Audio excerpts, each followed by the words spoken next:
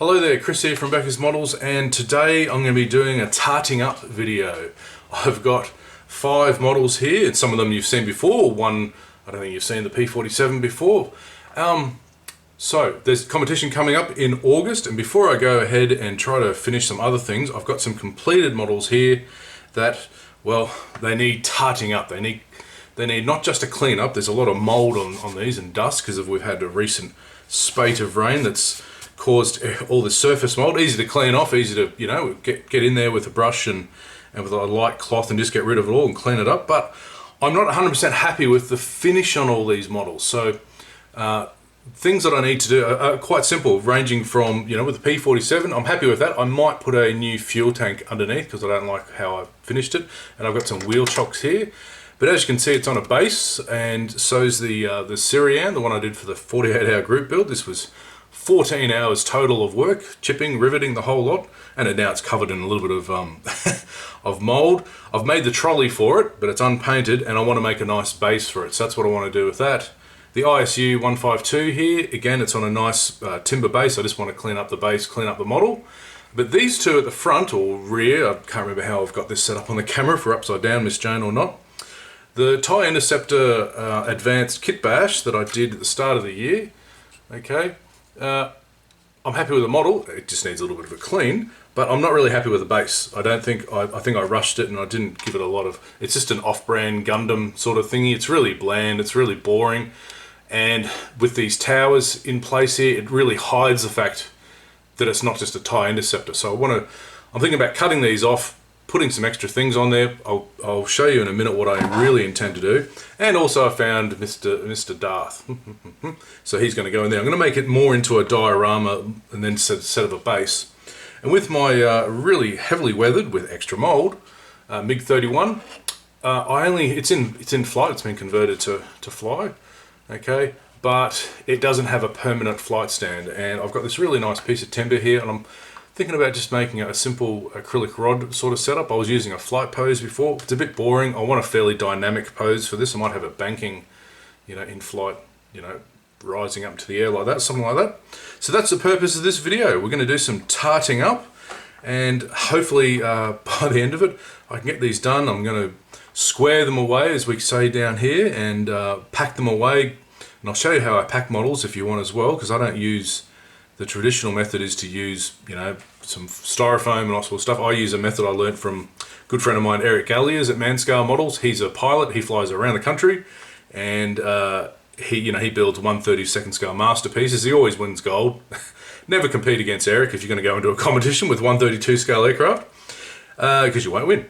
And he never has a breakage, and I'll show you basically his system, and that's what I'll use here. To square all these away, so then I can get on to finishing some other little projects that I've got on the go. So let's get at it.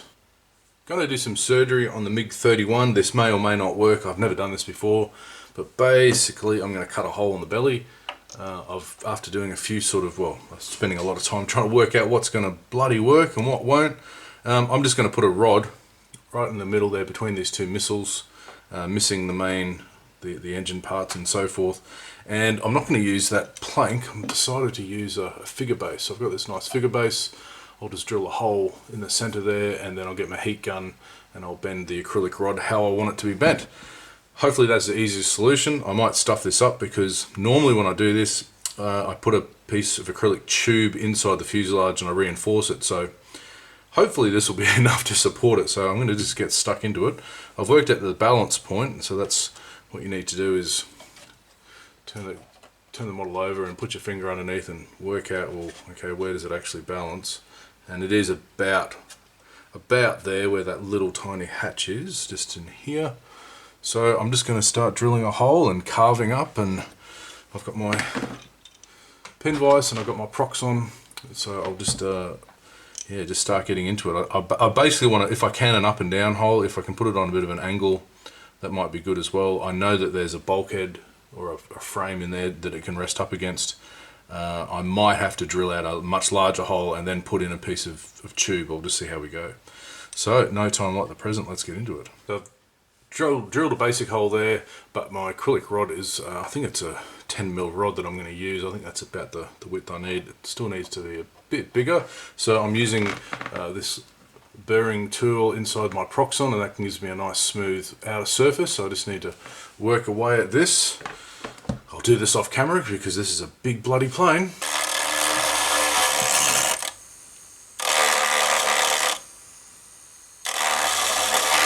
Well, after a few minutes of just some careful drilling, it fits. And I wanted to be sure that I could get a really tight fit with that, so I can get away with not having to put a tube in. And if I do this, see, it is quite a tight fit. The plastic at the bottom of the fuselage here is a good 1.5 mm thick. It's actually quite sturdy, and I was lucky there's a frame on the back there that actually rests against, so I can, famous last words, haha, I'll spin this over.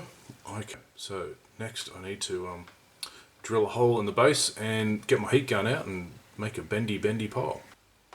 Alright, you can see I've made a lot of progress here. The MiG is actually in the air.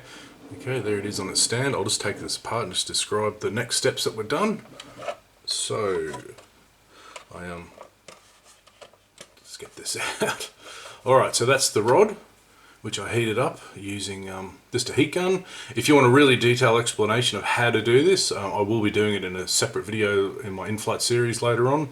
But Sean, my good mate Sean at Prime Model Works, he's got a fantastic video on this. I'll try to leave a link up the top there. Basically, you use a heat gun and you just keep turning this, just like you're making a stretch sprue, very slowly over, about 75-100 mil away from the heat source, the area that you want to bend. So I actually heat it up, a good 6 or so inches or 20 centimeters of this sort of length there before I could see it start to droop, and then I got the right angle, and that's the one I wanted. I want a slight bank, and then I just drilled out a hole to correspond with this nice figure base.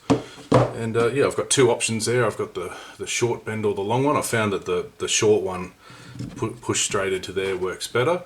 I'll probably epoxy glue that in, but it's really good to have that separate for transport, so I might do that after the competition.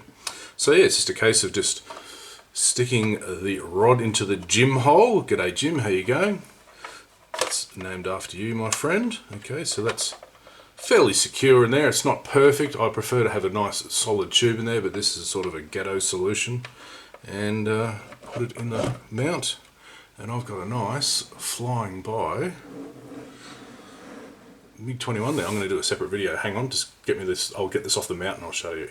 So here it is on the bench, all mounted up and in flight. Okay, I think that works quite well.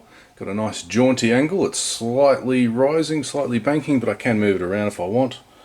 Okay, but yeah, so this is the method you could do if you don't want to put a tail up, you want to put a rod up there, you just put it in the fuselage, and if I can get this, keep it in camera. Okay, so I'm really happy with that, and that's a lot better than what I had with the flight pose. So the MiG's finished. I've super glued those missiles back on, give it a good clean overall, but I need to work out how am I going to transport this thing. I mean, it's, nearly 50 centimeters long. So let me put this aside and I'll show you my secret. Well, it's not my secret. Got shown this by a good friend of mine.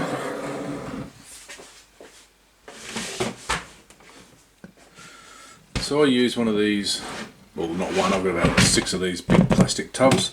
They're on little wheels, the little grab handles. Okay, but the secret is, inside, there's no layers of foam or anything like that. It's just simply plastic bags. Just line the whole inside of the thing with plastic bags. That's it. What happens is the model just sits amongst them all. I'm going to put more in here. In fact, I've got some bubble wrap as well. I just cut that up into smaller pieces, because you want to make, what you want to do, obviously you don't want it to touch the walls of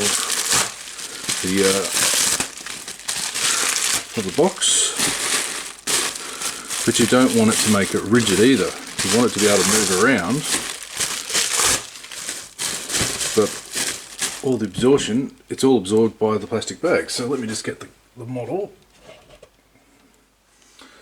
Okay, I'm going to leave it on its stand, but I'm going to just remove, there's a few parts I can remove. So I'll put them separately.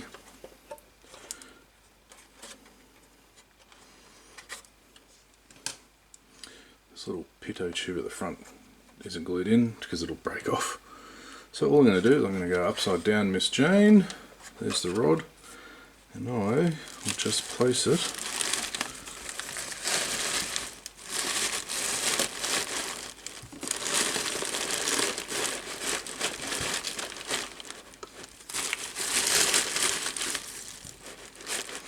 in there. Okay, so if this gets hit, the plastic bags absorb it. So you know there's no drama there. So I can even put, I'll get my thing, I'll give this a proper wrapping and give it a clean, but I can just shove that down the side there, and those other parts I can just put in a small bag, and that's done. It's protected. Oh, of course I'll put a few other things on top, but yeah, this method, it works. You can take models across the country doing it this way. There's no dramas at all. You just got to make sure that there's no spot. Like I see, there's a little spot there that I've got to be careful of. So I need to reinforce, put some more plastic bags in there. So yeah, don't throw away your plastic bags. They do have a use. So I'm going to do this to all my models that are finished. Get them all packed away. So here I've got a couple of bases that I'm going to use for my Seiran and P47. Okay, you might be able to tell these are a little bit dirty because of all the dust and mold I've had around here. So anyway, what I'm going to do is I'm going to build some, if I can get it back over there, come on, wheels down, there we are. What I'm going to do is I'm going to use these bases to make basically an airfield.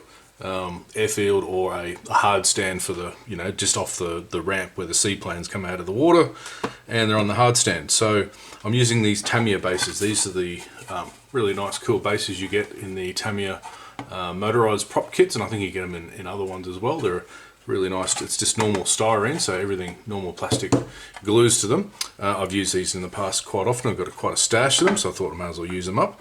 And then I've just got some very thin sheet styrene, and this is going to be really simple. All I'm going to do is make out a pattern and cut some pieces out to make it look like concrete. So let's just get straight into it.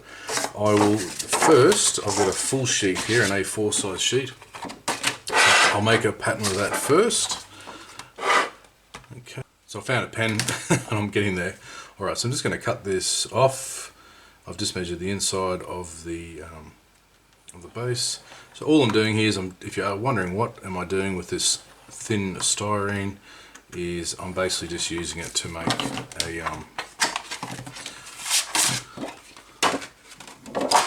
concrete. There's panels of concrete. So what I'll do is first cut off the size that I need, and hopefully that'll fit in. So the next step I've done is I've cut out the pieces and I've made a pattern for each. I'll probably use this one for the float plane, this one for the P47. I had a bit of an offcut here, so I had to just make this piece in here. So the next trick is to make these look like separate concrete panels that have been laid down. Is I'm just going to cut them into squares, make them a little bit smaller than necessary because you get that sort of natural gap in between the concrete, and then glue them down. So the first one's done, it's all cut out. You can see by just trimming the edges off a little bit, you're making it not quite so square and artificial looking, because you know these are laid by the hands of man. So all I need to do now is, because this base is plastic, just use a little bit of the old TET, Tamiya Extra Thin, and that should just lay it down. It should just suck under there. So as you can see, not only have I done one, I've done the P47, it's all glued in, but I've also done the Seiran, the float plane. I used a slightly different pattern, just a sort of triangular one there, and I've cut up a little bit of the concrete on some of the edges so it's a bit ruined. And of course we've got an interloper at the back here, so I've got a unpainted Millennium Falcon, one of the Bandai 144 scale. I think this is about the 4th or 5th one that I've built. Probably one of the best kits you can ever get. And I've just done a variation on this one. Just did some, because it's a smaller scale, just did some strips and made some vents or something on the side there. So there's a lot you can do with this particular method. And what I'll do next is I'll get in the painting booth and I'll prime these all up. And the quick and easy way to do it is you could prime them in grey, but I'm going to prime them in black because that pre-shades everything for you to start with. And then I'll just tape off the edges and do some paneling. So let's head over to the paint booth over there and get onto that. Alright, so I've primed the bases in black using black stynol res, and some of the bits that I didn't quite cover overnight I just hit with a bit of Tamiya XF1 flat black, particularly some of those panel lines. So the next stage is this. All I've done is use a bit of Japanese navy grey XF12 only because it was on the bench. It doesn't really matter what sort of grey it is, and I get to use my whiz-bang little stencil thing, so I've just covered this over. I'll give you a quick explanation of how I did it with one that I haven't done yet.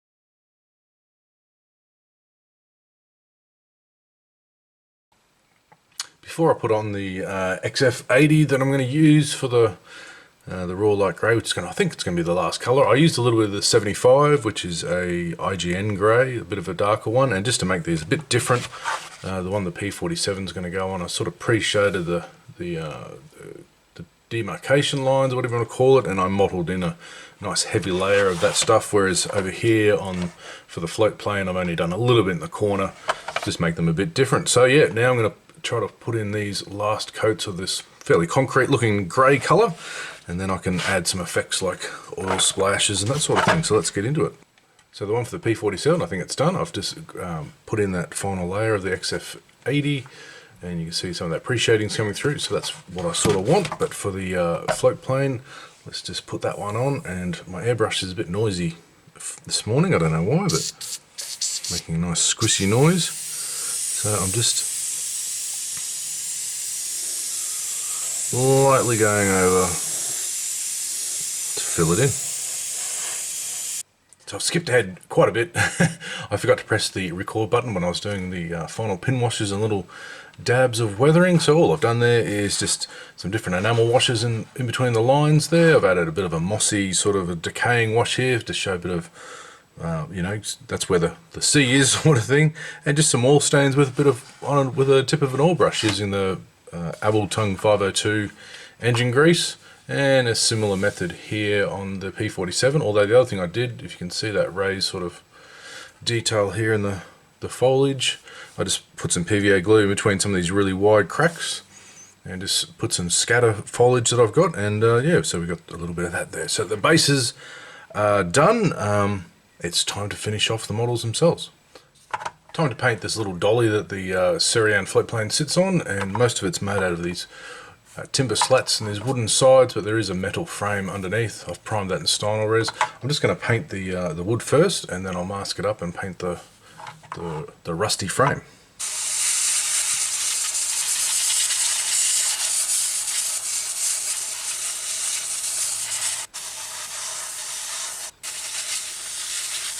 So I've painted the bottom, just brush painted that with some Life Color Flesh Second Shadow, which is actually equivalent to like a Hull Red, which they recommend in the instructions. It's sort of a primer or a protective coat they put over that steel, so I'll weather that later, but I figured it's just easier just to brush paint that on. The Life Color goes on nicely. So I've done the wheels as well. Okay, I just need to do these bits here, which I'll put my loop on because I can't do that by the naked eye or with my glasses. My eyesight's shot, so I'll do that nice and cleanly with the loop on, and then I can get to weathering and doing some wood effects on the timber. Alright, with the dolly all painted up, I've made a painted up the bottom there with that sort of primer red steel, and I've got the rubber bits with where the floats sit. I'm just going to hit them with some panel line washes, just a basic variety of, I'll use some brown to just do a real quick wood effect. With that, I'll show you how I do that. I'll just basically streak some onto those panels, and then I'll just hit the metal with some of these colours to get sort of a rust effect, some shadows, and just to highlight some of those red bits. And that should be it. Final flat coat, and I can finish or get on to the next stage of fixing up the Seiran. Alright, so I've got some panel line wash, some weathering colour on the metal bits there, and they're still drying off. They're getting a bit sort of worn. I'll just flip over and show you what I've done underneath, and I've just applied some brown washes on the timber just to give them a bit of variation there. I'll show you how to do it on the top. So what I do is just get my brown panel liner, and I'll do the middle bit so it's easier to see just over here. So I'll just, it's actually quite thin. I just got to give this a bit of a shake. Get all the pigments off the bottom. That's quite thick now. There we go, getting some nice colours there. So that's straight onto the acrylic with the painted deck tan or buff or whatever I used, the Tamiya stuff. Get that nice sort of bit of variation there in the planks, so they're not all the same. And I'm going to try to do it on this one here. I'll try to show you how I did it underneath. Didn't work that well. I think the I don't know if this stuff is too thin, the panel line wash, the accent colour, but I'm just liberally putting it over the top there. It is pooling a little bit more, but I'm just trying to make just streaks for wood grain. I'm going to let that dry for 5 to 10 or 5 minutes or so, and then I'm going to come in with my wispy brush and just try to streak it down that way. So I think I've worked out the problem. I've made this a bit too glossy, the timber bits, because I sprayed the Tamiya with the unicorn tears with the Mr. Leveling thinner, so I've got a really nice glossy wood instead of a matte finish. So the enamel thinner is just sort of sitting on top. So I've been able to manipulate it a little bit with my little wisp brush, and I've added some rust tones to the metal bits. I'm just going to let that fully dry off, and then yeah, I might just do a bit of dry brushing and chipping on some of the toe hitch bits, and I think that'll do. That's coming up quite nicely. Like I said, that's a real ghetto quick way of making a wood effect, just using, you know, a light wood color and then just some enamel thinners on top, enamel panel line thinners, panel line washes, whatever you want to bloody call them, on top. Alright, I'm not too happy with the meatballs or hinomuras on the wings here. I think they're undersized, so I've got my other masks out, put them down. I'm just going to fill them in, just make them a little bit bigger using the Signal Red.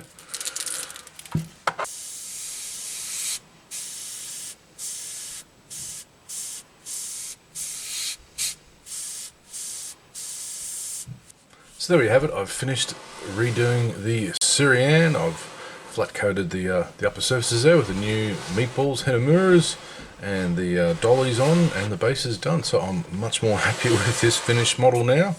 So let's move on to the next thing to do. So I'm back with the TIE Advanced Interceptor kitbash display thingy. So you can see I've done a few things. All I've done is I've gone through my stash of greeblies and what have you, and come up with some interesting textures and parts and things just to make this a little bit more interesting. The first thing I've done, and that's the only parts I've glued together, is I cut off a lot of the supports, and I've made a different cradle. So I'm just going to take this off because all the parts are going to fall off, like I just said. So I've just made, and I've glued on using a bit of the H-beam, very large H-beam there. I've made a smaller cradle that will glue onto these pads here that I haven't glued down yet, and that's what the tie will actually sit on. So it'll sit on like that. Okay, so it's fully exposed, so there's nothing on the sides. However, there will be, and I've found a few parts from my various 135th, and I think that's actually 132nd cannons or something. I'm going to make a frame that just attaches like that to the side, either like that, something like that. Okay, so basically it's just that'll attach to this cradle here. And what I've done with the other parts is, yeah, just basically greeble it up. So I'll take this off so you can see it. So all I'm doing is I'm just going around adding a few, you know, little things like I think they're, I don't know what they are, wheel hubs. I've got some machine gun or cannon drum feeds there, just to fill in some holes and things that are just, you know, that shouldn't really be there. Some pipes and pipe work, and of course I'll have old Darth will sit here somewhere, stand somewhere like that, so that I don't have to paint. Also I've got all these little half fuel tank thing canisters, which I'll glue up and down these columns and a few other areas, just to, like I said, just to busy it up, make it more industrial, more sort of, you know, what it is, a hangar where they're building new aircraft, so that I don't have to paint the whole thing again. I've taken a photo and I'll trim up all these pieces to make sure they're in the right position, and yeah, I'll actually paint and prime them separately and then glue them on the already painted finished stand. Although I might add a few highlights and things, mask off a few of these sort of panels and make it a bit more contrasty, whereas I will completely repaint this after I make those two struts and just add a few more details on those lines. So let's get stuck into it. Alright, I've made a bit of progress there. I've made the stand and I've painted it in the various colours. I've left this in the nice black for a bit of contrast, and the tie just sits right on top like that. I'm contemplating even putting a couple of magnets in there just to keep it in place. Get in there, mate. Is it going to sit there? Yep, there we go. Alright, so it's sitting in there nicely, and then once it's on the stand itself, it just sits there like that. So it's nice and open. Alright, so that's sorted. Whoops. Drop it off the bench. And now I've got all these parts. So I've got all the greebles and I've painted them in different greys and I'll leave these ones in black, different greys, okay. And basically, yeah, I'll just gloss coat these, put a wash on them, and then I'll glue them on the stand. 3, 2. So I've done all the painting, and you can see I've got the stand all fixed up here with the TIE Interceptor on there, advanced thingy, and I've even painted the Darth Lord himself. I just need to put, what I want to do next is I was going to gloss coat these separately, then put them on, but I think I'll just glue everything on, give everything a good old gloss coat, and then yeah, and then do some washes and some final sort of highlights and things with the oils, and I think we're almost done. So let me get into assembling this. I've got to get the photo that I took of all these pieces set up. I've got to remember where they all go. I'll glue them all on and go from there.